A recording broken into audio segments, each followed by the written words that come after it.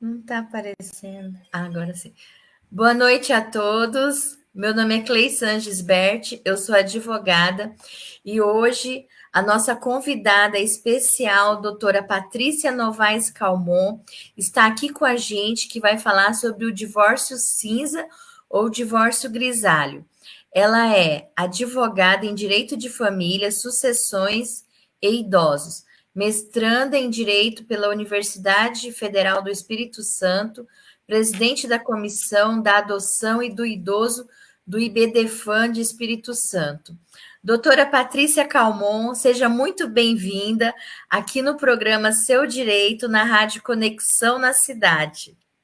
Oi, doutora Cleissan, agradeço muito ao convite. Estou muito feliz de estar aqui no programa, né, batendo esse papo com você, com o pessoal que está aí com a gente. E eu acredito que o pessoal que está aí com a gente pode até vir a descobrir, né, essas novas nuances do divórcio cinza ou grisalho, como você disse. Agradeço ao convite. Eu que agradeço, doutora Patrícia, e eu publiquei lá no Instagram, né, sobre o programa de hoje, aí tinha uma pergunta lá, até de um colega advogado, aí ele colocou assim, divórcio cinza, é para inglês ver? Aí eu falei, não, é para todas as nossas nacionalidades, quase que eu falo, é para todo mundo ver. É para todas as nacionalidades, geralmente é a partir dos 50 anos, né? Que vem acontecer, que eu acredito até que é uma fase de um novo descobrimento da vida das pessoas, né? Às vezes falam assim, eu tô com 50, eu tô com 60 anos, não sei mais o que eu vou fazer da minha vida. Todo dia é um aprendizado. Todo dia é dia para acreditar e fazer alguma coisa melhor da sua vida. Só antes de passar a palavra para a doutora Patrícia, eu quero falar para vocês, nossos ouvintes queridos, que nós estamos com uma novidade boa para vocês, tá bom? Então, como é que funciona? A partir de hoje, quem curtir a nossa live, seguir a rádio no Instagram e no YouTube, tá? Conexão na Cidade e o meu Instagram, Cleissan Gisbert. Vocês vão estar concorrendo no próximo sorteio o livro. Estou até aqui com o livro. Vou mostrar aqui para vocês. Deixa eu ver. O Milagre da Manhã, tá? É um livro. Eu tô lendo esse livro. Foi indicado por uma amiga e ela disse que gostou muito, está adotando várias práticas e eu comecei a ler esse livro. Esse livro é assim, o segredo para transformar a sua vida. Eu acredito que o segredo sou eu mesmo para transformar a minha vida, entendeu? Eu que tenho esse poder de transformar a minha vida. Só que ele é um livro assim para as pessoas adotarem, acordar mais cedo, sabe? Pessoas começar o dia mais cedo. Eu não sou muito assim da manhã. Eu já produzo mais à tarde e à noite, mas eu estou tentando mudar. Então, gente, vai ter o sorteio desse livro no nosso próximo programa, segunda-feira, tá? O Milagre da Manhã. Nessa vai ter os dois primeiros sorteios, eles vão ser enviados via correio para a casa do ouvinte.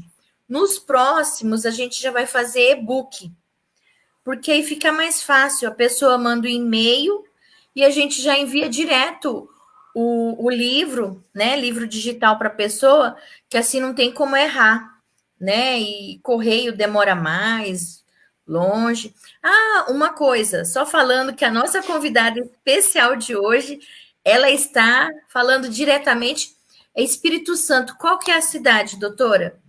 A cidade, eu estou falando de Vila Velha, que é uma cidade bem Ai, próxima mesmo, a Vitória, né, que é a capital do Espírito Santo. eu E conheço. que bom, que bom. É uma cidade menor, né?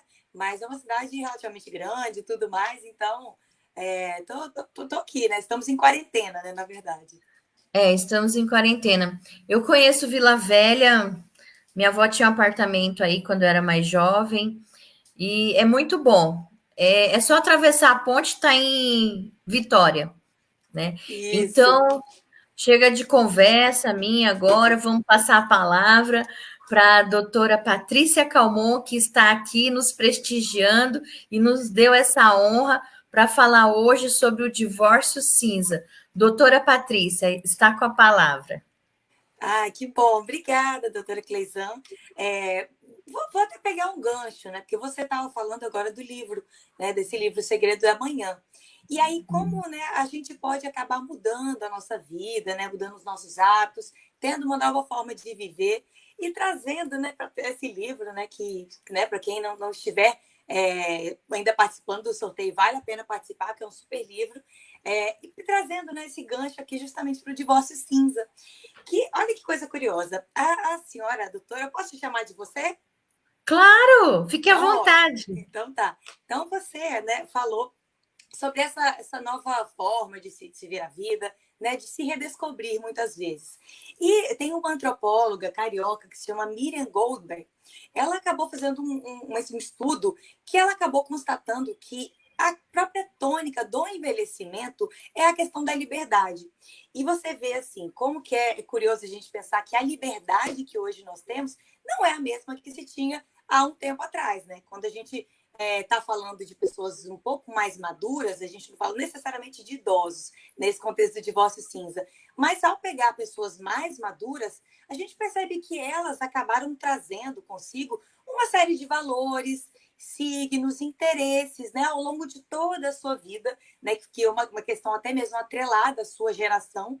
E agora, esses valores, tudo isso, inclusive com essa tônica da liberdade, acaba encarando nesse contexto de pessoas mais maduras, inclusive com a opção, né, se ela quiser, de querer se divorciar e querer procurar o que de fato é o que ela quer, né, como um símbolo de felicidade, né, buscar aquilo que ela quiser na vida dela.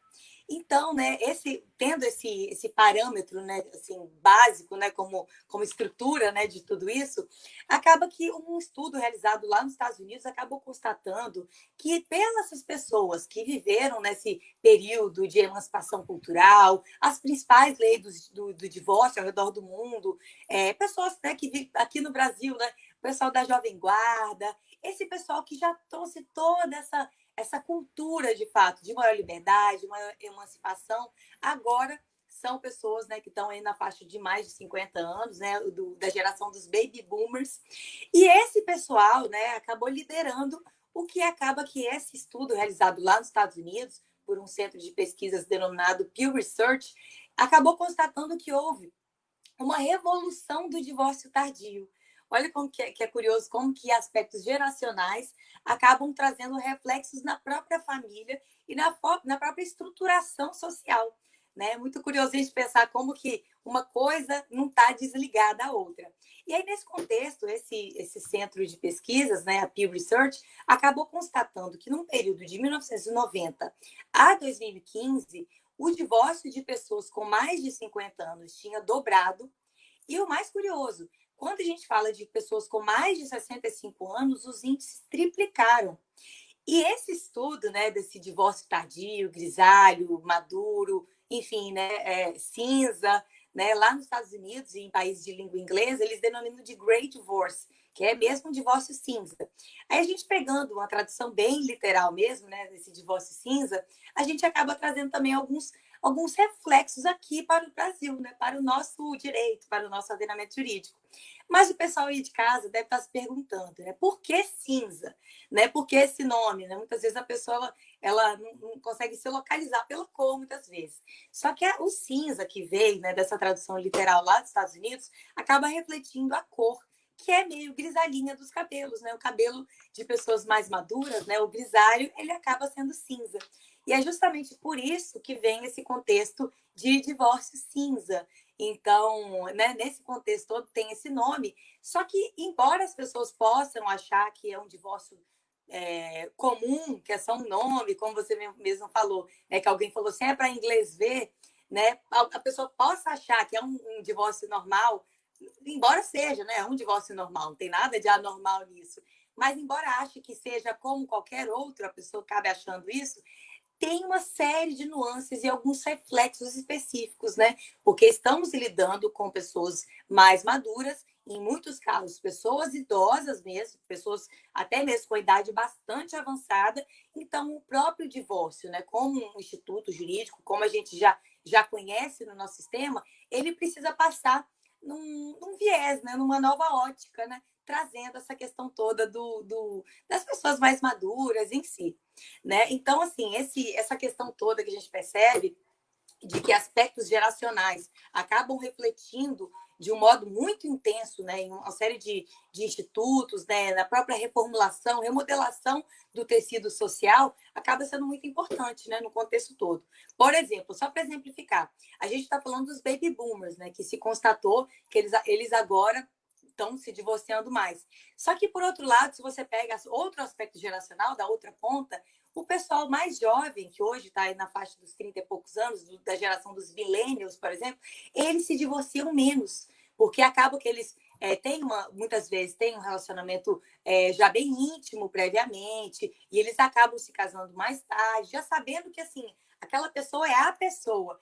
Diferente, muitas vezes, dos relacionamentos que tinha antigamente, que muitas vezes, né, a própria estrutura social impunha, né, que uma pessoa se casasse com determinada idade, né, que ela tivesse filhos e tudo mais. Então, acaba que tudo isso acaba sendo remodelado a partir dessas novas gerações, né, que vão, enfim, envelhecendo e ficando mais velhas e tudo mais. E aí, tudo bem, a gente falou questões estatísticas, né, que a Pew Research fez esses estudos, né, lá nos Estados Unidos, e acabou constatando isso, né? Quando a gente percebe que cada pessoa de mais de 65 é ainda mais brutal, né, essa estatística que ela acabou triplicando. E lá nos Estados Unidos, né, a gente acaba trazendo para cá e trazendo também, adequando para a gente aqui para o nosso direito. Existe um guia, né, lá para os advogados americanos, né, para o pessoal que trabalha com isso lá nos Estados Unidos, né, que acabou trazendo alguns fatores que acabam justificando esse maior índice de divórcios para pessoas mais maduras, né, para pessoas com mais de 50 anos. Índices, alguns que são similares a qualquer divórcio, né, obviamente, mas alguns são peculiares a essa questão de ser uma pessoa mais madura muitas vezes.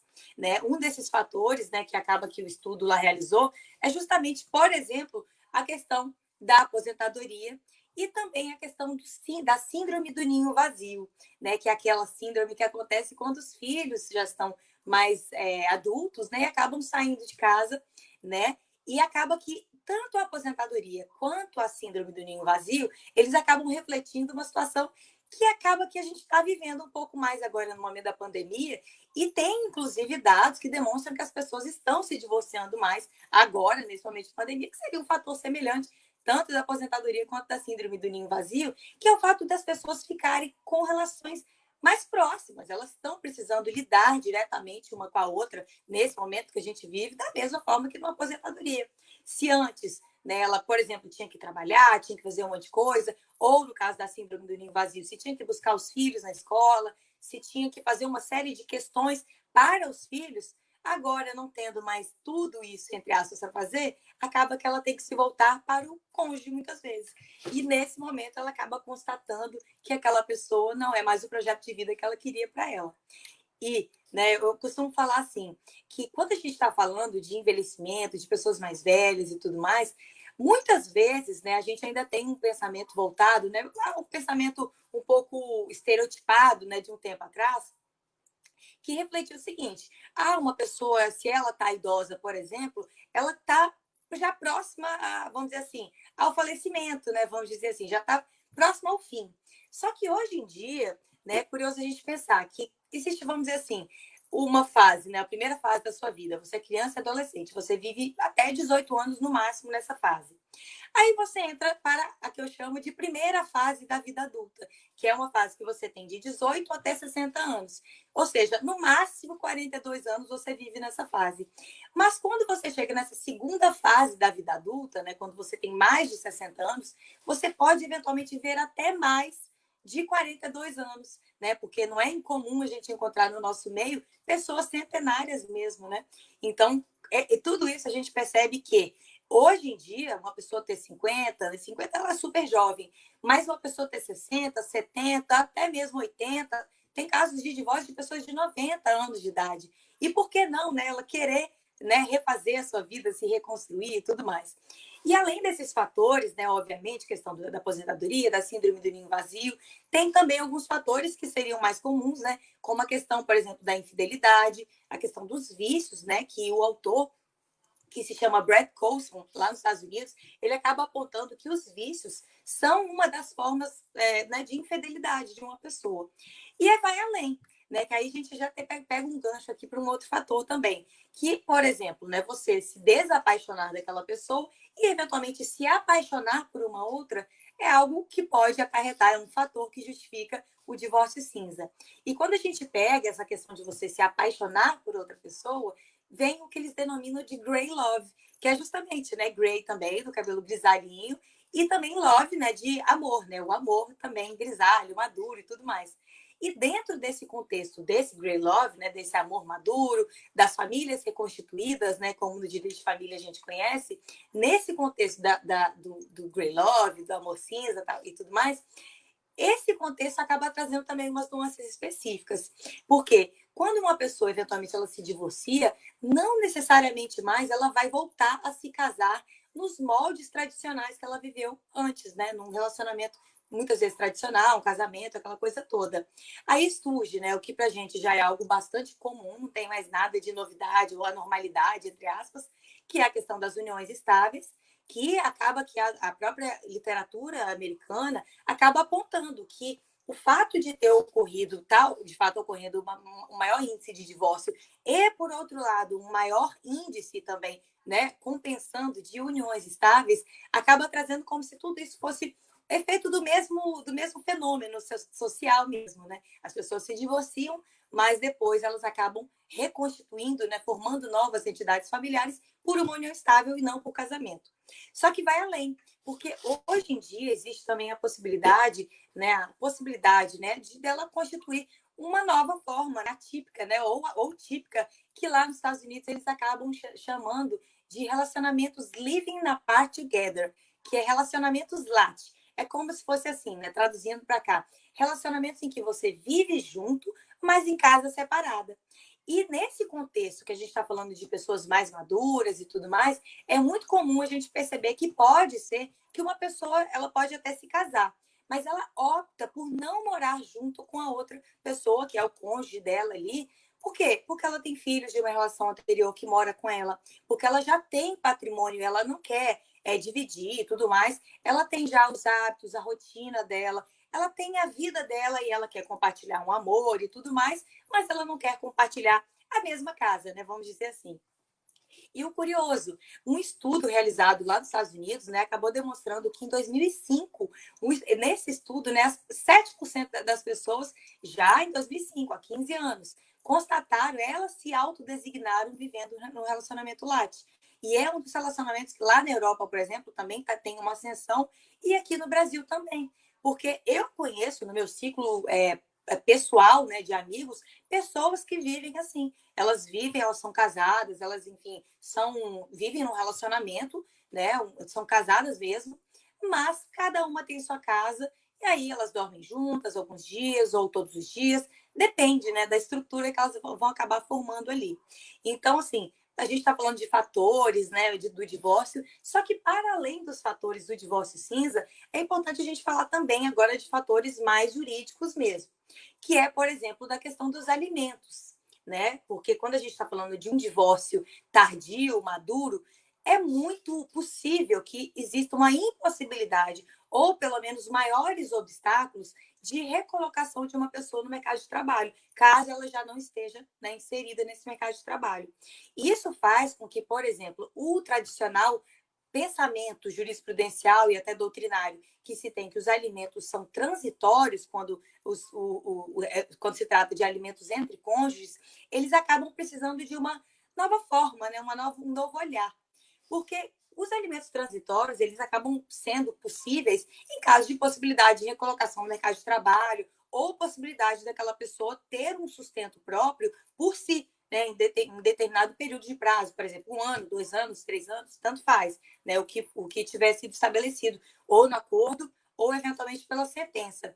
Só que a doutrina, né, ela acaba até criticando esse contexto dos alimentos transitórios, justamente por trazer uma situação que é como que quase uma futurologia, e ainda, muitas vezes, sem o próprio fundamento legal hábil para isso, né, um respaldo legal para isso, né, dessa temporariedade dos alimentos, porque os alimentos eles são fixados de acordo com um binômio ou trinômio, né, para a parte da doutrina, que é a questão da necessidade e da possibilidade, e se tiver o trinômio, a proporcionalidade. Então, analisando, né, a necessidade de um, a possibilidade do outro, aí nesse contexto é possível se fixar os alimentos, né, a pensão alimentícia mesmo, para o esconde.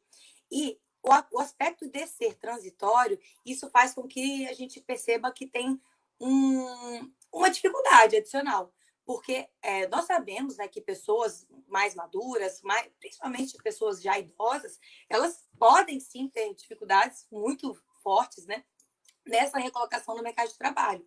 E isso faz com que os alimentos não possam ser fixados de forma peremptória, né, como é sempre fixado, né, via de regra no ordenamento jurídico, nesse divórcio cinza. Então, por exemplo, né, embora a gente tenha o conhecimento, até o STJ tem informações de que a pensão alimentícia, os alimentos, eles não podem ser vistos como uma previdência social ou estimular o ócio. Não é isso que a gente está falando. A gente está falando da própria necessidade real de uma pessoa que, por exemplo, né, sempre cuidou dos filhos e enfim, não tinha nenhum trabalho, né, fora de casa, não tinha como ter o seu sustento, que dependia daquele cônjuge. Ao se divorciar, tudo isso acaba sendo muito importante, né, tanto para o advogado e tanto para o pessoal que, né, eventualmente não for do direito, né, estiver aí escutando a gente, participando com a gente, né, o pessoal ficar sabendo que esse contexto dos alimentos transitórios e tal, como via de regra aqui ele não tem tanta importância assim, ou pelo menos não deveria ter. Né? Uma vez, uma advogada, ela até sugeriu, estava fazendo uma live, e ela fez uma sugestão que eu achei sensacional, que é, por exemplo, se existe um acordo de divórcio, que as próprias partes acordem que, a partir de determinado período, elas vão conversar de novo para reanalisar se ainda há necessidade daquilo, mas que não vai ocorrer uma cessação automática a partir de determinado prazo. Isso por quê? Porque, via de regra, os alimentos transitórios, eles fazem com que, a partir do período, né, enfim, se for 1 ou 2 ou 3 anos, enfim, a partir do advento desse tempo, né, desse período, automaticamente acaba cessando o pagamento dos alimentos. E isso, né, acaba que a gente pode fazer uma crítica nesse sentido. Por quê? Porque, na verdade, você acaba atribuindo à parte mais vulnerável a necessidade, eventualmente, de provar que ela ainda tem a necessidade desses alimentos. Né? Você acaba invertendo o ônus, né, probatório e até mesmo de ajuizar uma nova ação de alimentos, né, para poder postular esses alimentos, mas enquanto tramita essa ação, pode ser que ela fique sem os alimentos. E isso acaba sendo bastante cruel nesse contexto. Então, o adequado mesmo, né, até no que a própria doutrina já acaba trazendo também, é que os alimentos transitórios, eles sempre sejam assim, fruto de uma ação exoneratória para que acabe finalizando, né, cessando o pagamento, extinguindo mesmo. Isso se tiver os alimentos transitórios. O adequado, se existe de fato uma parte, né, que não consiga se recolocar no mercado de trabalho, eu acredito que seja muito importante a fixação por prazo indeterminado, obviamente por aquela cláusula, né, rebus sic stantibus, né, que pode eventualmente acabar alterando a partir das modificações, né, daquele contexto ali que as partes vivem, seja até mesmo da necessidade da pessoa alimentanda, ou também da possibilidade da pessoa que tá pagando, né, a possibilidade do alimentante. E no contexto do divórcio, né, que a gente fala desse divórcio cinza, a gente não pode olhar muitas vezes só para o lado do alimentando, né, da pessoa que precisa, mas também para aquela pessoa, né, que iria pagar os alimentos. Porque, via de regra, né, a gente costuma falar do lado do vulnerável.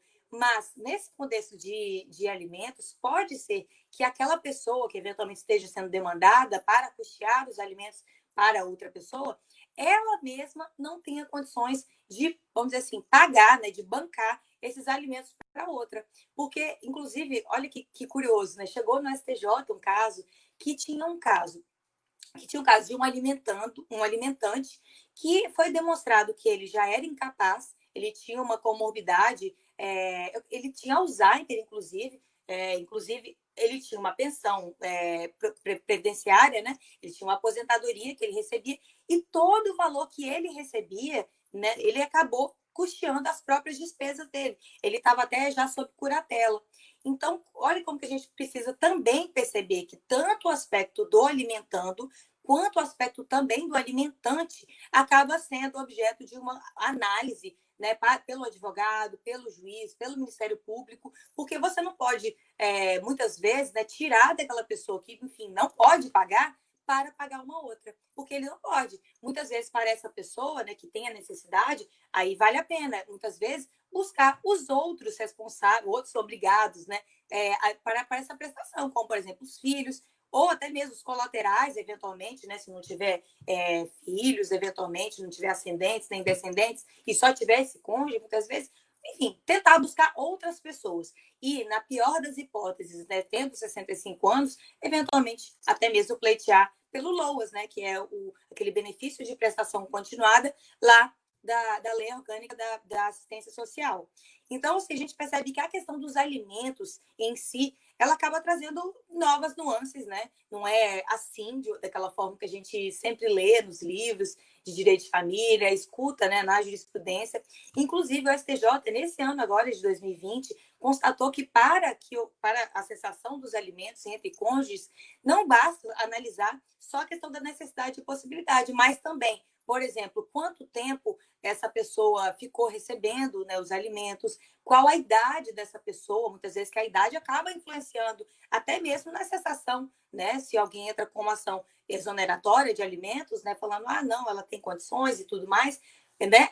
Tudo isso, a própria idade e outros fatores também devem ser analisados no caso de uma exoneratória eventual, no caso de alimentos, né? Então, o primeiro ponto é, obviamente, a questão dos alimentos, que tem que ter a questão da moderação, né? Também, não tem dúvidas, né?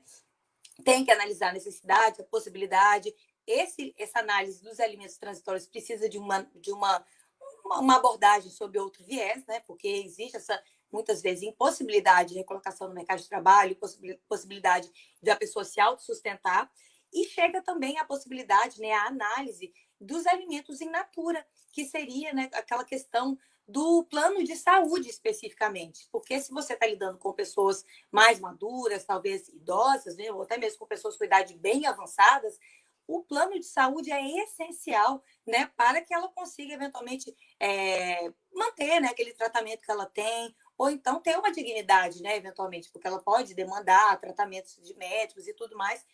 E aí vem uma questão, porque o advogado, o juiz, enfim, essa pessoa que está ali analisando esse divórcio cinza, acaba precisando, né, muitas vezes, saber qual é o contrato que foi realizado nesse contexto do plano de saúde. Porque muitas vezes o divórcio ele acaba desvinculando aquela pessoa do plano de saúde. E aí não poderia um acordo, uma sentença judicial influir nesse contrato com uma terceira pessoa. Então, não tendo, né, não tendo essa restrição no próprio contrato, a manutenção no plano de saúde, ainda que tenha ocorrido o divórcio, é plenamente possível, né? O advogado, enfim, ele precisa se atentar, obviamente, porque tem jurisprudência dissonante, né? Uma fala que pode manter e a outra fala, não é bem dissonante, a outra fala que pode manter desde que esteja de acordo com essa questão desse contrato, né, realizado lá, muitas vezes de plano empresa, né, que é realizado por exemplo, tem que ser cônjuge mesmo, né? Então, esse contexto todo dos alimentos e tudo mais precisa ser analisado. Mas, além dos alimentos, só vou jogar aqui um pouquinho. Eu não sei se eu estou passando muito do meu tempo, doutora Cleisan. Posso continuar falando ou a gente começa um bate-papo aqui? Não, pode falar mais uns minutos. Tá me Agora ouvindo? sim. Pode falar mais uns 7 minutos.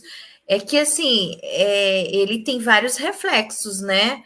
Esse divórcio, né? Como você estava falando aí, você falou assim, divórcio é igual. Não, nem tanto, porque tem suas peculiaridades conforme a idade da pessoa, tem outras coisas que você tem que observar. Não, pode continuar que tá interessante e eu tô aqui Tô Ótimo. aqui Qualquer coisa você compenetrada. fala comigo, a gente, enfim, você pode me cortar, fica à vontade. Mas então, um fator é justamente os alimentos, né? Passei aqui alguns pontos, né, e tudo mais. Só que também tem um outro fator que é muito interessante a gente pensar. Porque nós sabemos, né, que muitas vezes esses divórcios tardios, eles podem acontecer com pessoas que amealharam um bom patrimônio ao longo da vida. E nesse contexto surge a possibilidade, né, de realização de um plano de adequação patrimonial.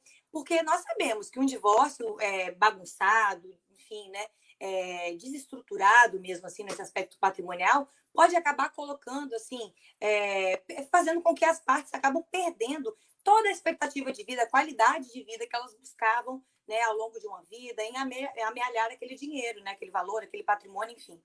E aí, nesse contexto, né, esse plano de adequação patrimonial, ele acaba sendo muito utilizado em divórcios das práticas colaborativas, né, do divórcio colaborativo. Só que, trazendo para aqui para a gente percebe que, independentemente de ter algum tipo de litígio nesse divórcio, né, seja judicial, ou se não, ainda que não seja de práticas colaborativas, o divórcio colaborativo, seja um consensual, enfim, mas, independentemente do tipo de divórcio, de ter ou não ter litígio, se as partes acabam ficando de acordo na realização desse plano de adequação patrimonial, isso pode fazer com que a vida financeira delas acabem permanecendo de forma mais sadia para depois. Porque sabemos que divórcio, enfim, ocorre uma redução na vida dos dois. Porque se antes tinha uma casa para pagar, um carro, uma empregada, muitas vezes, né? Enfim, tudo isso elas acabavam compartilhando, agora elas vão ter que ter dois. Então, o dinheiro que era para ter um, agora vai ter que ter dois, né? Sustentar duas famílias, vamos dizer assim. E nesse contexto, a gente pode perceber que, com o plano de adequação patrimonial, né, um advogado, juntamente com um assessor financeiro, né, um coach financeiro, ou até mesmo outras pessoas, né, que trabalham eventualmente com investimentos, podem elaborar esse plano de adequação patrimonial e sugerir, muitas vezes, às partes. Por exemplo, podem fazer holdings imobiliárias, né? Se as partes têm vários imóveis, por exemplo, né? Elas podem fazer uma série de questões ali, vendas de bens inativos e outros investimentos. Então, essa questão do plano de adequação patrimonial é muito interessante a gente pensar que é um ramo, né? Muitas vezes para o pessoal que está trabalhando, está vendo aí novos nichos na advocacia, muitas vezes, né? Ou também para outras áreas, como a questão do coach financeiro, isso acaba sendo um nicho muito interessante, um nicho novo, né? Porque as pessoas estão se divorciando, elas têm mais dinheiro, né? Porque é comprovado por A mais B, estatisticamente, que a pobreza está na juventude, não enfim, né? Nas pessoas mais idosas. Então, pode perceber que é sim um nicho. Mas vai além, né? Muitas vezes a gente fala dessa questão do plano de adequação patrimonial e a gente precisa também falar do outro lado, né? Do outro lado da moeda, que é justamente o divórcio de pessoas que não têm, muitas vezes, dinheiro, não têm uma renda alta e tudo mais, que também existe, obviamente. Então, quando a gente está falando desse divórcio, da mesma forma que o plano de adequação patrimonial é uma vertente para o divórcio de pessoas com patrimônio, a outra vertente também tem que ser analisada, que é a questão da influência desse divórcio na percepção de benefícios previdenciários, benefícios assistenciais, desculpa. Porque quando a gente está falando de, por exemplo, um LOAS, que eu acabei de falar, ele tem uma disposição legal que a pessoa, para receber esse LOAS, ela tem que ter uma renda per capita, né? A família tem que ter uma renda per capita de um quarto, né, por pessoa. E quando você, muitas vezes, Tem os sim, requisitos, tem né? vários outros requisitos, mas um deles é essa questão, né, de um quarto per capita. Não pode ter nenhum imóvel, não pode ter Isso, nenhum né, que é um imóvel. benefício assistencial para pessoas que realmente precisam, né, desse benefício do governo e tudo mais. Então, analisando todos os requisitos, né, previstos em lei, né, lá do LOAS, esse benefício de prestação continuada pode acabar sofrendo influência, seja para que a pessoa passe a ganhar, como eu falei, né, ou então até mesmo para perder essa condição, porque muitas vezes, né, quando você tira ou coloca algum novo elemento, né, por exemplo, ao você tirar, ela acaba se desqualificando para o recebimento desse benefício. A gente sabe que esse um quarto per capita, né, do salário mínimo, ele não é analisado mais de forma rígida, da forma que está lá previsto em lei, né? Inclusive, hoje em dia não tem mais isso, pode ser analisado em condições de miserabilidade, outras formas, só que analisando esse contexto de exclusão de uma pessoa e, por exemplo, só tem, enfim, né, acaba tendo um quarto per capita muito superior ou muito inferior, pode ser que ela se desqualifique ou acabe se qualificando até mesmo para esses benefícios assistenciais. E isso porque quando você tira um elemento dessa família, né, essa estrutura acaba se remodelando para os fins objetivos lá da lei orgânica da assistência social, né, do LOAS. Então, assim, esse é um ponto também. Mas tem um outro ponto, que aí eu vou falar, que vai ser o último ponto para a gente começar aqui um bate-papo, que é a questão que muitas vezes, nesse divórcio tardio, cinza, as pessoas elas acabam tendo, né, procurações, seja procurações gerais, como aquela procuração geralzona para a realização de qualquer negócio jurídico em nome da outra, ou vai além. Ela já até fez mesmo o que a gente chama de, por exemplo, uma procuração de saúde, né? Por exemplo, o mandato duradouro, que é uma diretiva antecipada de vontade, né? Porque por meio da diretiva antecipada de vontade, ela pode ela mesma estabelecer que, por exemplo, ela não quer se submeter a determinado tratamento, caso ela tenha alguma doença incurável e tudo mais, ou então, em vez dela mesma já definir que ela não quer o tratamento X ou Y, ela vai falar que quem vai decidir por ela é fulano de tal. E esse fulano de tal, no caso aqui, que para ter reflexos do divórcio, seria justamente o cônjuge dela. E pensa bem, quando a gente está falando de um divórcio, pode ser que as partes estejam se divorciando e continuem amigas, não tem problema nenhum, né? Os filhos ali, de forma saudável, uma relação saudável, ainda confiam na outra. Só que pode ser que essa relação tenha se abalado profundamente a ponto de uma pessoa não ter mais confiança na outra. E você deixar uma procuração de saúde, né, como, por exemplo, esse mandato duradouro, na mão de uma pessoa que você não confia mais, é algo que realmente é algo que a gente precisa se atentar, porque você está deixando na mão de uma outra pessoa a decisão de vida ou morte em uma pessoa que ela não confia mais. É um instrumento, né, de confiança por natureza, né, como não poderia deixar de ser.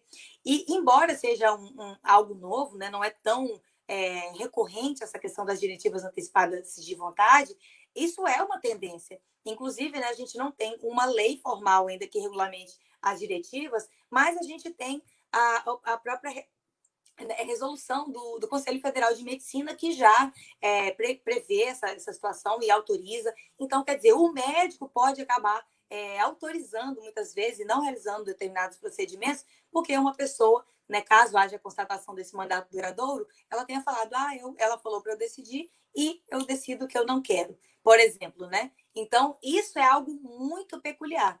Mas vai além, assim, até mesmo hoje em dia a gente fala também de uma autocuratela, que é a possibilidade de você já deixar determinado aspectos existenciais e patrimoniais também da sua vida, já determinando que determinada pessoa vai ser o seu curador no caso de incapacidade futura. Então, Isso nessa... aí também, isso aí também tem a ver com testamento vital, né? Sim, as diretivas antecipadas de vontade, elas podem ser realizadas de duas espécies. Uma delas é o testamento vital e a outra é o mandato duradouro. O testamento vital é a espécie em que a própria pessoa faz essas decisões. Por exemplo, não quero ser entubada, eu quero me submeter aos cuidados paliativos, por exemplo. Mas quando você estabelece que outra pessoa vai fazer, se chama mandato duradouro. Então, assim, a diretiva antecipada de vontade, ela tem duas espécies. Então, é isso que a doutrina acaba dizendo, né? Então, por isso que a gente está falando de procurações de saúde, entre aspas, porque é algo que, né, é algo que a gente precisa se atentar mesmo, porque nesse contexto que a gente vive, né, de ascendência desse instrumento, né, desse instituto, né, do testamento vital, do mandato duradouro, isso pode passar a ser uma demanda, né, algo que venha a surgir aí, ter maiores efeitos. E também a questão da autocuratela, que aí é um pouco mais abrangente, né, que trata de aspectos existenciais também e patrimoniais. Então, você acabar realizando, né, essa escolha, muitas vezes, de que aquela pessoa que não é mais o seu cônjuge, ele vai ser seu curador para depois do divórcio, isso pode não ser muito interessante. Então, assim, esses são os principais pontos do divórcio cinza, existem outros, como a questão do direito à moradia, né, obviamente, e outros também, como até mesmo a questão do divórcio por curador, caso haja, né, a conjunção, muitas vezes, da incapacidade e da idade, né, sendo essa pessoa mais madura. Então, até mesmo essa questão do divórcio por curador acaba sendo interessante, porque já até chegou um caso no STJ, né, autorizando o divórcio por curador e tudo mais. Então, esses são os principais pontos. Eu fico aqui à disposição das eventuais perguntas. Não sei se o pessoal está mandando umas perguntinhas para a gente, ou da doutora Cleisan também, para a gente bater um papo aqui agora, sendo que esses são os principais pontos desse tema. Obrigada. Doutora Patrícia, tem muito conteúdo para falar. Nossa, gostei. Falou de vários assuntos ao mesmo tempo, né? Assuntos interessantes. Testamento vital é um assunto bem interessante, essa questão da curatela, né? Da vontade antecipada também. E eu fiquei pensando, principalmente agora nesse momento que a gente está vivendo de pandemia, né? Porque ninguém tem certeza de nada. Claro que ninguém tem certeza em nenhum momento da vida. Eu acredito que nós não temos certeza. Mas com essa situação que nós estamos vivendo nesse momento de pandemia, né, nesse século XXI, é a primeira vez. Então, assim, é bem importante essas questões, né, de serem analisadas. E assim, a questão, né, do divórcio, da questão patrimonial, um planejamento sucessório, né? Às vezes a pessoa tem empresa, e muitas vezes, assim, o que eu sempre oriento, né, é conciliação, mediação. Mas, assim, às vezes, você faz de tudo para ter a mediação, para ter a conciliação, mas o outro lado não quer, ele quer brigar de qualquer maneira, né? Porque assim, nem sempre quando a pessoa toma essa decisão do divórcio, vou aqui no divórcio grisalho, né? Imagina só, uma mulher com 65 anos, né? 65 anos. Aí ela já está com os filhos formados, casado, sacrificou vários sonhos para poder, em prol da felicidade dos filhos, até do marido, né? Teve que abdicar de várias coisas, porque aqui nós estamos século XXI, 2020, e a gente vamos falar aí de uma mulher do século passado que nasceu em 1960, né? 1960, ela vai estar com 60 anos hoje, não é isso? Vai estar com 60. Então, ela nasceu em 55, é que eu também não sou muito boa de conta, eu só somo. Eu também não. Ela nasceu em 55, então ela vai estar com 65 anos, tá? Então, assim, é, é uma época diferente, né? Houve várias revoluções aí da mulher, do seu direito, da sua emancipação. Então, assim, veio a lei do divórcio em 1977, antes não tinha, era desquite, que é 1916, que foi a Constituição, até esqueci lá, estados, esqueci o nome da Constituição, eu sei que é 1916, era desquite, né? Depois, 1977, veio a lei do divórcio. E assim, as mulheres, hoje, talvez nem tanto, mas antigamente você falava que a mulher era desquitada, que era divorciada, a família proibia de você se relacionar. Se você estava numa família e você era desquitada e você tinha outras irmãs, os pais ficavam preocupados das outras irmãs não conseguirem um bom casamento, porque tem uma desquitada na família ou porque tem uma divorciada. Tem esse preconceito, tinha esse preconceito. Nossa, tem uma divorciada, o que vão pensar? Nossa, eu fico pensando, gente, eu não consigo pensar. Ainda bem que eu nasci no século passado, porque eu sou de 73. Mas, assim, ainda bem que não dessa época, porque, não sei, eu ia ser revoltada, alguma coisa assim. Eu falo, gente, né, a família, aí você não pode. Muitas famílias proibiam outras mulheres de conversar, de se relacionar com aquela, porque era desquitada, porque era divorciada, ficava isolada praticamente, enquanto que o homem, para ele continuava tudo normal. Mas eu não sou feminista, então não quero entrar nessa questão. Então, assim, eu fico imaginando a mulher agora com 65 anos, ela, digamos que ela não tenha conseguido fazer uma faculdade, cursar um nível superior, mas ela tem 2 filhos que têm nível superior, um que é médico, outro que é advogado, o marido é engenheiro, conseguiu montar uma empresa e tal, e ela do lar, né? Que eu acho essa atividade que deveria ser remunerada, porque é importantíssima, importantíssima a mulher do lar, né? Dona de casa é importantíssima. E aí você vê, né? Mulher com 65 anos e os filhos casam, aí de repente ela com aquele marido lá, 40 anos com aquele marido, casou com uns 20, 25, 45 anos com aquele marido, e o marido mais trabalhava do que ficava em casa, e os afazeres com os filhos, com as crianças, aí de repente ela não reconhece mais aquele marido, né? Porque como você falou, né, Patrícia, as coisas vão mudando, são evoluções sociais, né? E a nossa cabeça também muda. Graças a Deus que as pessoas mudam, porque aquelas que não mudam estão fadadas à derrota, entendeu? Você tem que evoluir. Então, assim, ela fala, gente, agora eu tô com um homem que para mim é um estranho. Eu fiz a minha parte, né? E às vezes o homem também, ele acha que está casado, já conquistou, que ele não precisa mais fazer nada, não tem mais ali um romantismo, sabe? Às vezes fala assim, gente, mas você é romântico? Eu digo romantismo, eu falo assim, sei lá, é perguntar como você tá, lembrar do dia do seu aniversário, do casamento. O pessoal fala, mas para mulher é importante, não tem jeito, entendeu? Tem muitas colegas minhas que falam assim, ah, eu nem ligo porque meu marido passa batido. Eu falo, não é que você não liga, é que para você sofrer menos, você já colocou que não liga. Porque se você ficar na expectativa de ficar esperando alguma coisa dele, você vai se frustrar mais. Então você fala que não liga porque ele também não liga. Entendeu? Então, assim, é complicado. Eu falo assim, são pequenos detalhes, pequenas coisas. E a mulher está com 65 anos, filhos casados, o marido geralmente é um pouco mais velho, né? Geralmente uns 5, 10 anos mais velho, já está aposentado. A mulher, se ela foi dona de casa, dificilmente ela vai ter uma aposentadoria. Só se de repente o que acontecia muito às vezes, o marido ele recolhia na empresa dele o carnê da esposa para conseguir aposentar. Porque assim, se a pessoa é de classe média, não consegue um LOAS, né? Porque conforme você falou, Patrícia, o LOAS ele tem requisito, né? E essa questão da renda, né, já tem o entendimento, já tá tudo certo, que não é pela renda, porque eles calculavam pela renda familiar, se eu não me engano, era renda familiar. E eu não concordo, tem que ser da renda da pessoa, né?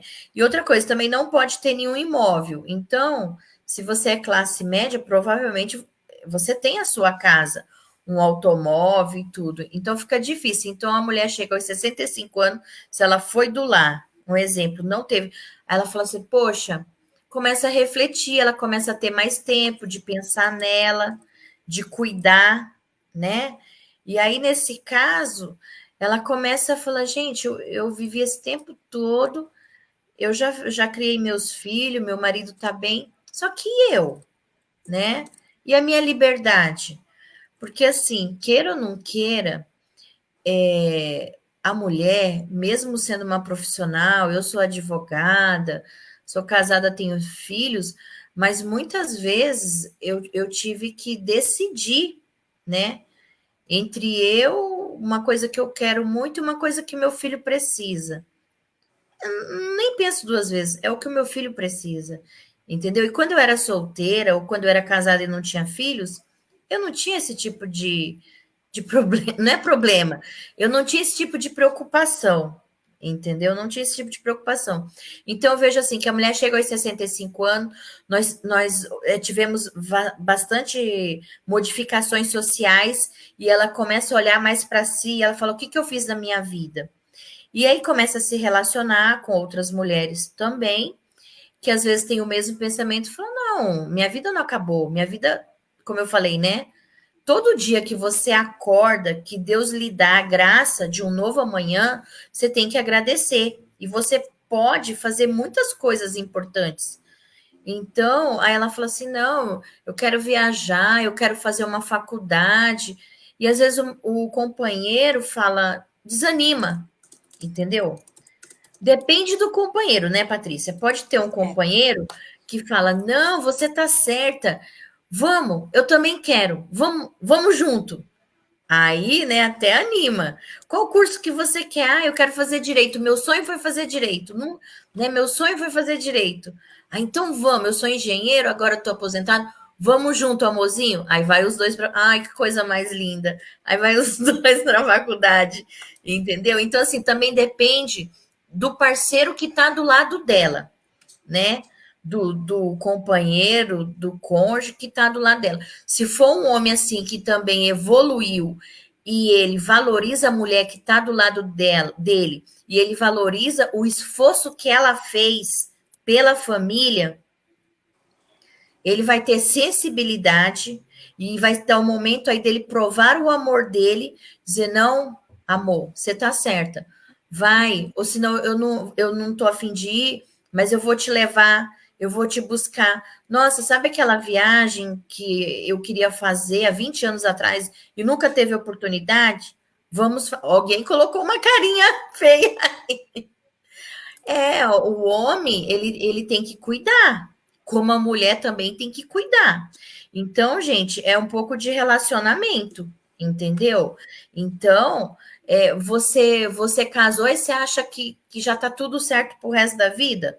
Não, é uma plantinha, você tem que cuidar. Às vezes a gente descuida um pouquinho, muito trabalho, muitas coisas, entendeu? Mas aí você chega e fala assim, amor, ó, calma, eu te amo, é um momento. Espera um pouquinho que eu já volto para te dar mais adubo, mas segura a onda aí, entendeu? Então você tem que ter um parceiro, um companheiro que entenda, porque às vezes o cara vê lá a mulher, ela faz isso, faz aquilo, corre aqui, não tem tempo para mim. Às vezes é o momento dela, tem que respeitar, entendeu? E quando é o seu momento também, se você tiver uma mulher legal aí que te ama mesmo, ela vai te apoiar e ela vai entender, desde que você converse com ela. Amor, eu assumi esses compromissos aqui, ó, mas eles têm prazo, não é a vida toda. Eu assumi aqui 1 ano, 6 meses, é uma coisa importante, vai me ajudar na minha profissão, lá na frente. Segura a onda aí, que daqui 1 ano, né? Como eu falei, nessa vida a gente não tem certeza de nada, mas o que eu sempre falo, o combinado não sai caro, né? Então eu tenho que saber o que está me esperando. Claro que no meio do caminho as coisas podem mudar, mas se num casamento existe diálogo, existe amor, existe respeito, existe cuidado, é difícil. Mas se a mulher chega lá aos 60, 65, o homem não faz um elogio, não cuida, ele acha que é obrigação da mulher, tudo é obrigação da mulher, aí vai ficando complicado e a mulher vai vendo que ela não tem obrigação de nada, entendeu? Ela não tem Com obrigação. certeza. Ela não tem obrigação. Ela tem cuidado, respeito, mas não é obrigação, né? A obrigação, eu digo assim, você está casado, você tem sim algumas obrigações. Obrigação de fidelidade, eu entendo que é uma obrigação, entendeu? Você está casado, você tem que respeitar. Para mim, é questão de respeito, tá? Às vezes fala obrigação, mas é uma questão de respeito. Então, a mulher chega lá com 65 anos, o homem com 70, você está num local, o homem começa a olhar para uma mais novinha, começa, sabe? Aí a mulher fala, não, o que que eu tô fazendo aqui? Entendeu? Isso a dona de casa. E aquela profissional, independente financeiramente? Essa daí que não vai ficar mesmo, né, Patrícia? Essa Com daí é certeza. que vai sair mais rápido do relacionamento. E aí, essa questão dos alimentos que você falou, eu achei interessante. Agora, no caso, é o meu entendimento. No caso de uma dona de casa, eu entendo que a pensão deveria ser vitalícia, tá? Porque aí eu estou falando de uma pessoa que nunca trabalhou fora.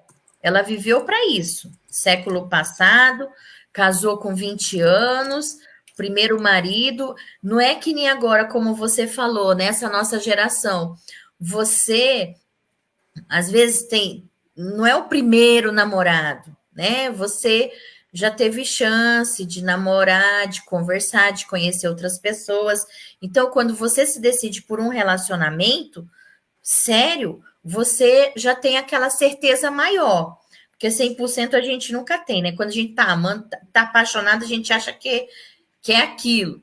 Mas aí vai amadurecendo, o amor vai concretizando aquilo que você criou uma expectativa, né? Então, hoje, para nossa geração, é mais fácil, mas mesmo assim acontece divórcios. O número de divórcios, né? Você que também é advogada familiarista como eu, sabe, você já falou que aumentaram bastante os números de divórcios, violência doméstica também aumentou, mas não é o caso aqui. Então é isso. Mas também você fica pensando, né? Ah, sabe uma pergunta que eu ia te fazer, Patrícia? Por exemplo, os dois têm aposentadoria, recebem aposentadoria. Aí teria que ver o valor da aposentadoria, né? Para ver se a mulher teria direito de ainda receber a pensão, né? Sim. Teria que ver a. Eu acredito que, de fato, né, essa questão da gente analisar sempre a possibilidade e a necessidade, e, obviamente, a proporcionalidade, né, Proporcionalidade. é essencial. Eu acho que em todos os casos, independentemente dos dois trabalharem ou dos dois sempre terem trabalhado, vamos dizer assim, uma mulher, ela sempre trabalhou, mas ela ganhou, vamos dizer, um salário mínimo. Já o marido ganhava, não sei, 30 mil reais, 40 mil reais. Então, é completamente desproporcional. É, Inclusive, né, a gente sabe que os alimentos eles devem seguir a própria nível de qualidade de vida da pessoa. Não tem como você dizer, né, que se uma pessoa que viveu ao longo de toda uma vida, 40 anos, né, viveu com uma pessoa que recebia, vamos dizer, né, vamos chutar aqui, 40 mil reais por mês, e ela ganhava um salário, fazia quase com um trabalho, né, assim, voluntário, muitas vezes, ganhava um pouquinho.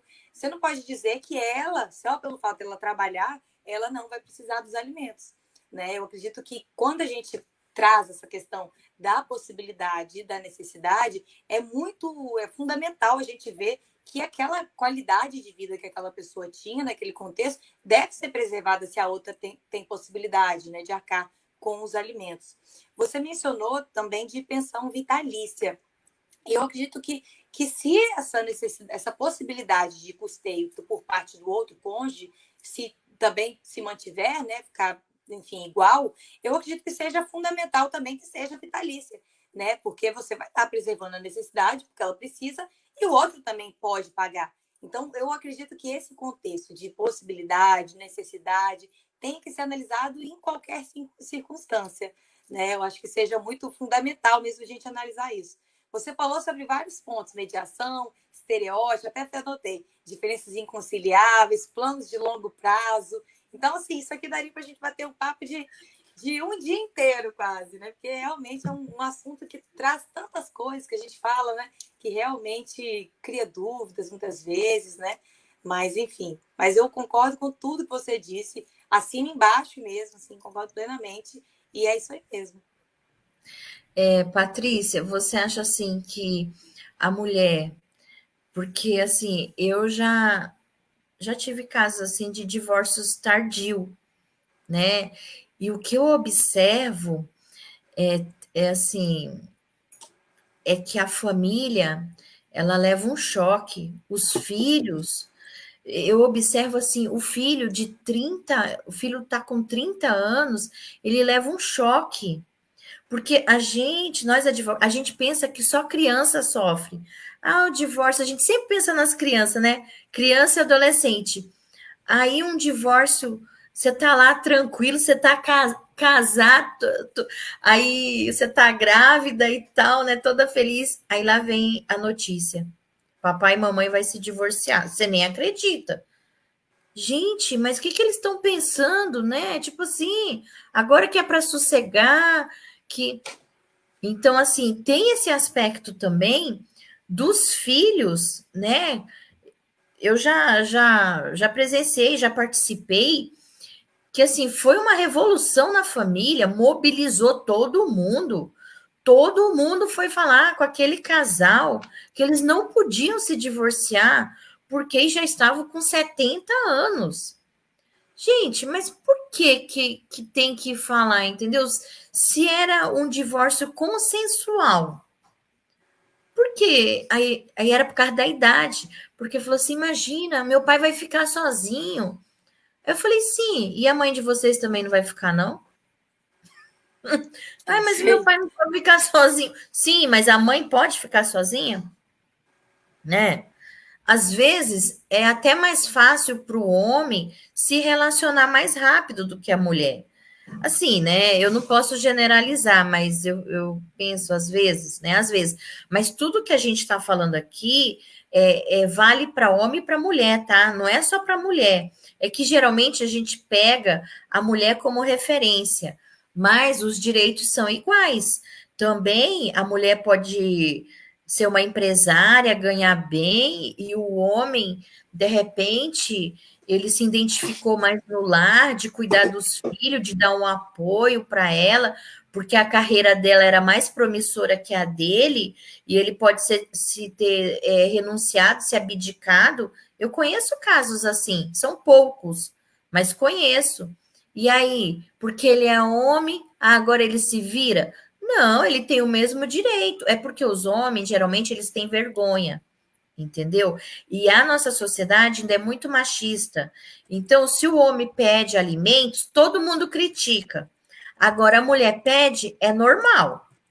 Agora, o homem vai pedir, nossa, esse daí é encostado, não quer trabalhar? Sim, são direitos iguais, tá? Se ele também fez a renúncia dele, se abdicou, ele tem o mesmo direito, entendeu? É porque a gente sempre acaba falando, né? O pessoal pensa, não, mas é os dois lados têm seus sonhos, têm suas renúncias, né? Os dois lados. É que a gente sempre acaba falando mais da mulher, mãe, mas o homem também ele é o sexo frágil, né?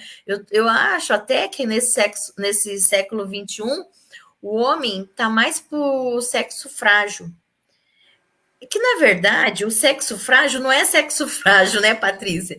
Se a gente que tem essa questão que a mulher é o sexo frágil.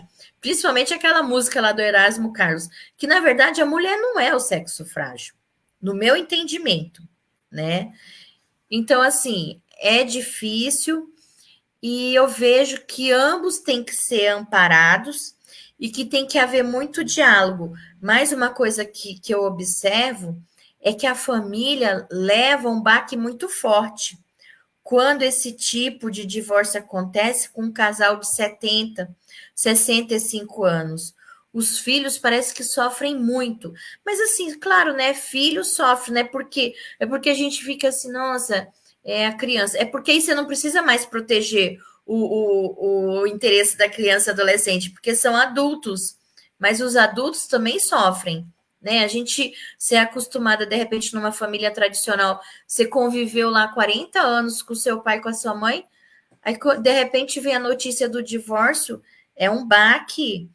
E eu acompanhei um caso que era um casal e eles tiveram que fazer um acompanhamento, tiveram que fazer terapia, porque os pais se divorciaram, eles não aceitaram, e assim, aquilo começou a refletir no relacionamento deles, entendeu? Eles ficaram assim tão transtornados com a situação que tiveram que fazer terapia.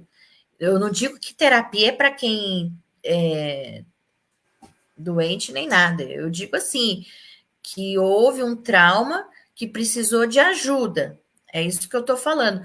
Para você ver como vai além, né? Porque, assim, um casal de 30, 40 anos se divorciar, às vezes até casa com 20 e com 26 está se divorciando, o pessoal é jovem, muito jovem, não sei o quê.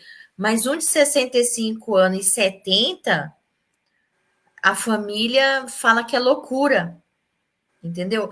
Mas loucura para quem? Para que um casamento infeliz? Eu acho que a loucura tá aí, né? Você Justamente. continuar num casamento infeliz. infeliz, porque enquanto tinha os filhos, tinha essas coisas, você não era totalmente infeliz, porque os filhos, eles dão alegria, dão prazer. Então, às vezes, aquela renúncia que você fez, ela vem, ela consegue, você consegue suprir com a alegria dos filhos, entendeu? Uma mãe, às vezes ela tá triste, mas a alegria dos filhos como é que se diz? Supera, supera, entendeu? Ela fala: ah, não, você quer ver o sorriso da minha filha? Já superou todo o sacrifício que eu fiz. Mas aí, quando você está com seus 65, 70 anos, que você já está com a tua filha, com a, né, com uma família, você fala: não, agora eu também quero ter esse sorriso, É isso aí. né? Realmente perfeito. Você estava falando, né? Falou de novo vários pontos perfeitos, assim, tô adorando a sua fala, realmente está complementando super bem, assim. E é curioso que quando hoje está falando de um divórcio cinza, né? E você trouxe a questão dos filhos, né? Muitas vezes que são adultos, né? Podem ser adultos, né? E aí eles ficam, não, né? Não fazem isso. Quem vai cuidar de vocês? Né? Tem toda essa questão. Mas aí acaba que, para uma suposta proteção, muitas vezes os filhos eles acabam infantilizando, né? E acaba tirando a própria autonomia e autodeterminação dessa pessoa. Né? A gente percebe que nesse contexto de ser uma pessoa idosa, sendo ela, né, desse divórcio idosa já, é, acaba atraindo alguns preceitos do direito dos idosos em si, que justamente prega essa questão de uma maior autonomia, uma maior autodeterminação da pessoa. E isso a gente não pode esquecer de forma alguma. Não é porque ela já tem mais idade que ela, assim, a família supostamente tem que negar esse direito a ela, fala que ela não pode, muitas vezes se afastar, né? Fala que ela tá doida. Muitas vezes tem essa coisa, né? Falar que não está em plenas condições mentais ou coisa assim. Querem até É, interditar. Exatamente. Então, quando a gente percebe, né, todo esse contexto de muitas vezes a família, para uma suposta proteção, acaba infantilizando ou mesmo negando a autonomia dessa pessoa, isso, assim, me parece ir até mesmo de encontro ao próprio direito dessa pessoa, né, de exercer todos os atos que ela quiser. Porque é curioso, porque por que quando a gente vai envelhecendo, né, por que a gente está diante de direitos de pessoas mais velhas, a gente muitas vezes acha que esses direitos são menores, né, para poderem ser usufruídos. Quando a gente pode falar até mesmo da questão da educação, né, que você falou agora há pouco, da questão dos planos de médio prazo, por exemplo, fazer uma faculdade, né, ou de longo prazo, né, fazer uma faculdade, ter novos planos, né, e tudo isso. Por que a gente acha que para essas pessoas esse direito é menor? Não deve ser garantido de forma tão ampla, né? Porque a gente tem na nossa mente que se uma pessoa é idosa, né, a gente talvez tenha uma mente lá da década de 50 do século passado, que as pessoas morriam antes de chegar até 60 anos. Elas sequer eram consideradas idosas, né? Vamos dizer assim, na faixa, né? Que a expectativa de vida em 1950 era 50 anos de idade, a média mundial. Então, a gente percebe que a nossa mente está tão presa lá no passado, na forma que se vivia antigamente, que a gente não consegue perceber que hoje ela, se ela quiser ter planos de longo, médio prazo, por que não? Por que, né, o Estado ele muitas vezes não garantir? E por que lá no Código Civil, tem lá no artigo, lá no Código Civil, eu não lembro o artigo de cabeça, mas posso ver aqui para gente, fala que a educação muitas vezes é garantida para as crianças, né, para os filhos, se menores ainda, sendo que a gente sabe que filhos em idade universitária hoje em dia é plenamente aceito essa questão de pagamento, né, custeio de universidade e tudo mais. Por que essa questão invertida, muitas vezes, dos alimentos que os filhos muitas vezes podem vir a pagar, também não pode vir a garantir a educação, uma faculdade, um novo plano, né, de uma pessoa mais velha. Só porque ela é mais velha, já traz um preconceito, um estereótipo já impregnado, né, de uma cultura que eu acho que precisa mudar. Né? Essa é uma, como ocorrer de fato, uma desconstrução social do que a gente entende por envelhecimento, por velhice. Né? Muito interessante tudo isso. Muito bem explicado, é isso mesmo. Agora, você sabe que eu fiquei curiosa com essa carinha que coloca. Não sei se você consegue ver a carinha Não, é que aqui aparece para mim curtida, coração e colocar uma carinha de raiva, sabe, Patrícia? E eu tô desconfiada que foi meu marido que colocou essa carinha na hora que eu tava falando que esquece as datas comemorativas, entendeu? Ai, meu Deus. Eu Mas é falei, o assim homem mesmo. esquece as datas comemorativas e é importante. Aí a carinha surgiu. Eu falei, isso aqui deve ser meu marido. Ai, meu Deus, Não, mas é. E mas é curioso que cada família, né, cada casal tem a sua forma, né, de lidar, né, com as relações. Isso vai até além, porque você também mencionou dos filhos, né, que os filhos podem vir a ficar chateados e tudo mais, ainda que adultos, né, mesmo sendo criança mais, a gente tendo que proteger as crianças. Mas quando a gente traz também a questão dos filhos e tudo isso, né? Pode ser que esse casal tenha vivido um relacionamento tão ruim ao longo da vida que os filhos falam assim: nossa, que bom que vocês finalmente decidiram se divorciar. Mas isso eu acredito que não seja a grande maioria dos casos, né? Que eu acredito que muitas vezes tem um relacionamento velado, por pior que seja, tem um pai e uma mãe que estão ali, um está mais ou menos com o outro, né? Entre aspas, cuidando, né? Estou entre aspas, que muitos relacionamentos já são ruins já de muito tempo, né? E muito nesse contexto, assim, a própria família, né? Nessa própria estrutura que é formada, pode ter comportamentos de uma forma ou de outra, ou o próprio casal considerar que uma coisa é de sua menos importância, né? Ou o outro falar, não, isso não aceito. Tudo isso é muito interessante a gente pensar. Como cada família é uma família mesmo. é isso mesmo. E fora que nós temos vários formatos de famílias, né? Que também seria uma outra pauta, né? É, Que nós temos vários formatos de família. Olha, eu gostei muito. Assim, eu acho que as pessoas entenderam o que, que é o divórcio cinza, o divórcio grisalho, o divórcio tardio, que são pessoas que são, pode-se dizer, a partir dos 50 ou seria a partir dos 60 do Estatuto do Idoso ou não?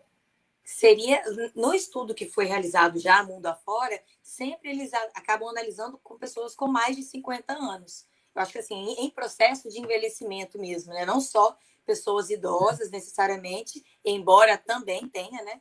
Mas pessoas com mais de 50 anos. É por isso que a gente não fala que é um divórcio de idosos, né? Fala um divórcio cinza, É isso. grisalho, né? É um pouquinho mais É, amplo nesse sentido. isso porque quando eu estudei também a partir dos 50 e você vê bem que hoje as pessoas estão tendo vários recursos, né, tecnológicos na saúde. Então, uma mulher de 50 anos, um homem de 50, nossa, dependendo da situação, se cuida da saúde, você nem consegue identificar que aquela pessoa tem 50 anos. Às vezes a pessoa fala que tem 50 anos, você não acredita, né? Então, Verdade. assim, de tão bem que aquela pessoa tá. Então, às vezes, a idade nem não corresponde o que você está vendo, né? Então, assim, poxa, né? Nossa, 50 anos? Sim, tem 50, mas parece que tem 40, né? Então assim, sempre é tempo para ser feliz, independente da idade. Eu não sou a favor de divórcio, mas eu sou a favor da felicidade. Então, cada um tem que buscar a felicidade. Se de repente a sua felicidade está no divórcio, vai fazer o quê? Né? Eu não Exatamente. estou aqui Concordo com para você. julgar ninguém, né? Não estou aqui para julgar ninguém, mas é isso mesmo. Aqui a Janice, doutora Patrícia, doutora Cleição estão de parabéns, tudo muito bem explicado. Olha, o pessoal entendeu, os ouvintes entenderam tão bem, Patrícia, que nem estão fazendo pergunta. Estão só colocando aqui, ó, parabéns, Simone Rocha, excelente explanação, Claudete Araújo, dá para você ver? Tô vendo aqui. O Ah, Luiz de tá. Paula, a Anis, a Simone, Rafael né? Calmon, a live está sensacional. Tá aqui a Que bom. Andréia, minha prima, boa noite. Então, assim, realmente foi muito bem explicado, né? Falou de várias coisas e a gente vai trazendo assim para um outro panorama, né? Porque quando você falou isso, eu fiquei pensando assim, gente, eu nunca imaginei que ia afetar tanto esses filhos adultos, sabe? Eu fiquei assim, gente, E aí eu falei, nossa, é que nem você falou, às vezes a pessoa tá ali 45 anos, mesmo que às vezes é velado, né? Não discute na frente dos filhos, tá sorrindo e tal. E mesmo que você perceba, mas não tem coisa melhor você chegar na casa de mamãe e papai, tá os dois lá te esperando, um bolinho, um cafezinho, entendeu? Porque problemas no casamento todo mundo tem, né? Depende, problemas variados, que eu acredito que um relacionamento não tem jeito. Nunca vi um relacionamento que não tivesse problemas, mas problemas que você consegue resolver com o outro, né? Não falta de respeito, às vezes divergência de opinião, né? Eu penso de um jeito, aqui em casa eu torço pro Corinthians, meu marido é palmeirense.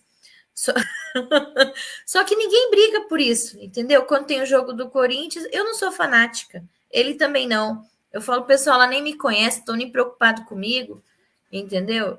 Eu não vou ficar brigando por causa de, eu não vou ficar brigando por causa de política, por causa de outras coisas assim. Então a gente tem que se ater mesmo o nosso relacionamento, o que é importante para o casal conseguir crescer, né? E se fortalecer, porque problemas sempre existirão, mas se você fizer como eu assisti até num desenho do meu filho, que assim, era um professor, ele estava falando sobre a raiz, né? Se você tiver uma raiz forte, sólida, a ventania não vai derrubar aquela árvore. É isso Vai aí. vir, né? Vai vir a tempestade, vai vir a ventania, vai vir os problemas, mas se você construir um relacionamento ali com base, né, com confiança, vai ser difícil. Vai ser difícil de arrancar. Pode ser que aconteça, mas vai ser difícil. Então, tem que ser ali na confiança e vai. E eu digo sempre: se existe amor e respeito, vale a pena tentar mais um pouco, né? É isso Mas o aí. importante é ser feliz. Então, doutora Concordo. Patrícia, pode. Ah, doutora Patrícia, por favor, o pessoal que está nos assistindo, qual que é seu Instagram para o pessoal seguir, sabe, obter informações? O seu Instagram é um Instagram bem movimentado, com sempre novidades jurídicas importantes, atualizadas. Por favor, fale o seu Instagram, o seu site para o pessoal. Então, o meu Instagram é Patrícia Novaes Calmon, Novaes com I e Calmon com N no final, né? Tá aí na tela, até para quem está assistindo a gente por vídeo, né? E não só ouvindo. Hashtag não, Patrícia Novaes Calmon. Eu posto É lá algumas underline, coisas. né? É É, é, underline? underline, Arroba. arroba, isso, me faltar a palavra. Arroba Patrícia Novaes Calmon. Eu posto lá algumas temáticas, principalmente nessa questão de direito das famílias e também do envelhecimento, desse contexto de tentar unir a questão do direito dos idosos com o direito das famílias, mas não só. Né? Inclusive, na quarta-feira, acredito que teremos uma live sobre divórcio virtual, né? Que é também uma vertente, uma novidade, né? Que está aí. Então, É. todas essas questões eu acabo trazendo, posto os artigos, posto umas novidades e tudo mais. E aí, quem quiser acompanhar também, né? Vai ser um prazer bater um papo também lá pelo Instagram. Né? Convido o pessoal para ir lá, né? Para bater um papo comigo. Doutora Patrícia, eu vi que a doutora parece que é coautora ou lançou um livro recentemente. Não está com o livro aí, mas pode falar do livro? Pode falar qual o nome? Posso? Deixa eu... o nome do livro, na verdade, deixa eu pegar aqui, que eu acho que eu tenho ele bem aqui pertinho. Aqui. Esse livro aqui. O nome dele é Controle de Constitucionalidade e Direitos Humanos. Eu sou uma das coautoras e nele eu falei justamente dessa questão que a gente mencionou hoje aqui, das diretivas antecipadas de vontade, né? Ele é um livro coordenado pela Flávia Piovesan e o Ingo Salit, que são sensacionais. E aí eu falo justamente dessa internalização, da internalização da Convenção Interamericana dos Direitos Humanos da Pessoa Idosa no Brasil e também essa possibilidade da pessoa fazer as diretivas antecipadas, que é um tema novo, né? Um tema quente, né, para a gente do direito, porque não tem lei formal, mas as pessoas estão fazendo. E aí, como é que vai se desenvolver? Então, para quem também quiser adquirir eventualmente esse livro e tal, é só me mandar um direct que eu mando um link promocional, coisa assim, quem quiser, Qual né, que é a fica à disposição. editora? A Qual que é? editora é Instituto Memória, é uma editora nova lá de Curitiba, e aí está lançando isso e tem grandes nomes mesmo, né? Dos direitos humanos, né? Principalmente, e constitucional. Ah, legal. Gostei. Gostei Ah, muito. bom. Então, eu quero agradecer. Eu vou só falar mais um pouquinho aqui, que na segunda-feira que vem, tá no programa Seu Direito, toda segunda-feira aqui na rádio, Conexão na Cidade. Então, vocês já sabem, né? Segunda-feira que vem haverá o sorteio do livro. Vou mostrar aqui de novo, deixa eu ver que eu nem. Cadê aqui? O Milagre da Manhã.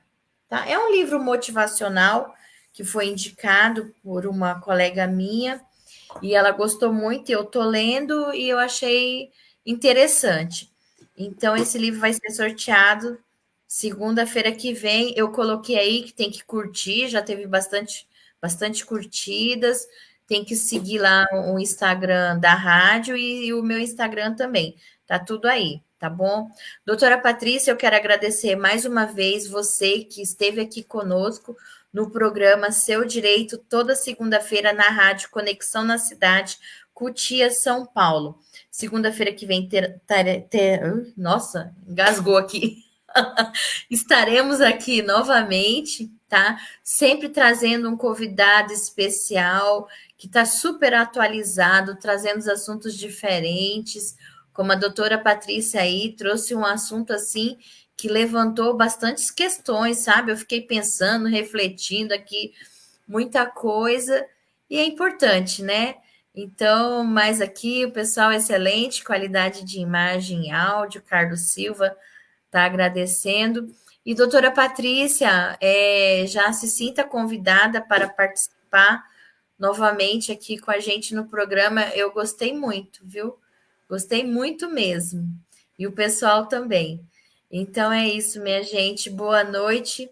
Fiquem com Deus e até a próxima. Boa noite, doutora Patrícia. Obrigada. Boa noite, eu que agradeço, foi um prazer. Até mais, pessoal, até mais. Até mais.